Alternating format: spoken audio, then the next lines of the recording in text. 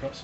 Welcome back. You're watching Summer Money. Well, business is booming for online wine merchants as shoppers increasingly choose to have their celebration tipples delivered directly to their door. Sales for online retailer Cracker Wines jumped by 175% in the first week of December from the previous week, and it's barely even a year old.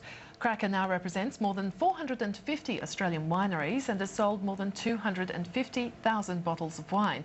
But it's only just getting started. It wants to break the stranglehold of Coles and Woolies on wineries by providing them with a new sales channel that allows them to connect directly with consumers.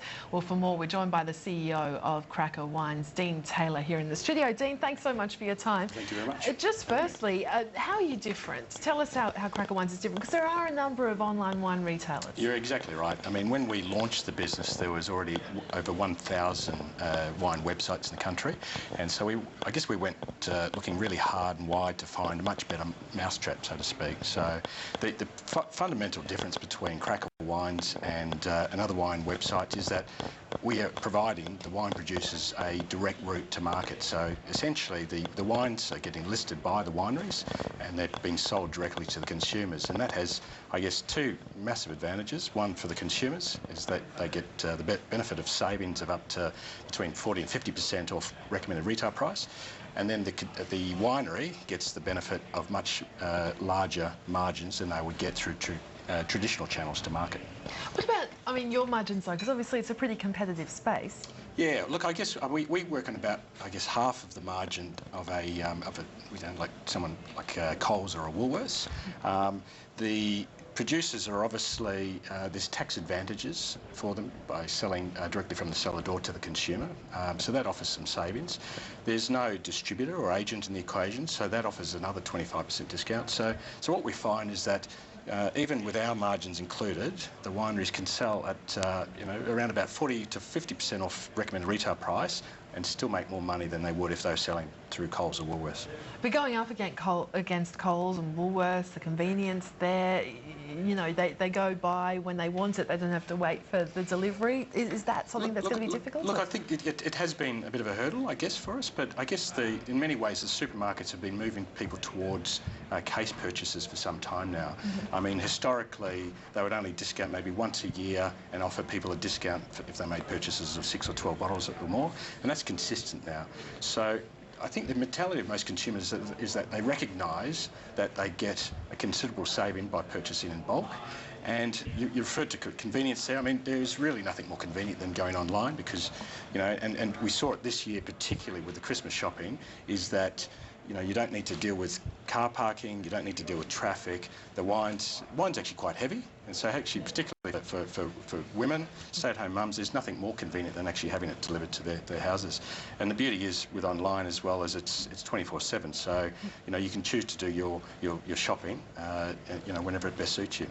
Tell us about sales over Christmas then, because I mean we've seen retail sales data out today that was pretty soft, even though there was a rate cut in November. Look, I think online is you know, the nominal growth that the market has seen this year is just about all being delivered through online, and that's not only in wine but across most segments. Consumers are really moving online in droves, and it's for all the variety of reasons. I mean, there's obviously value is a big thing, convenience. There's the choice, the range that online offers.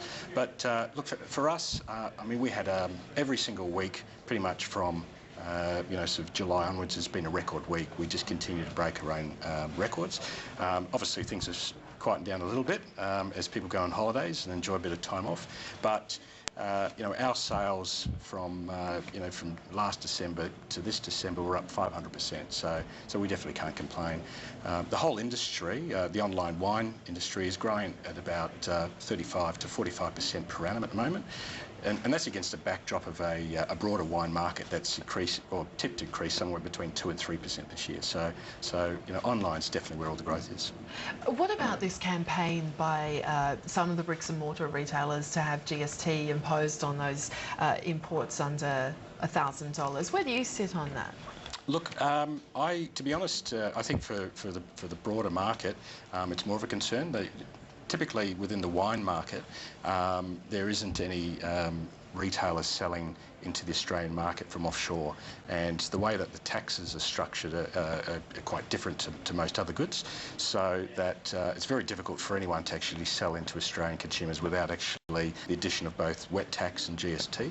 But look, I think in the whole scheme of things, if you look at the data now, it's more than half of the online sales are actually going to offshore sites. I don't think that's a good thing.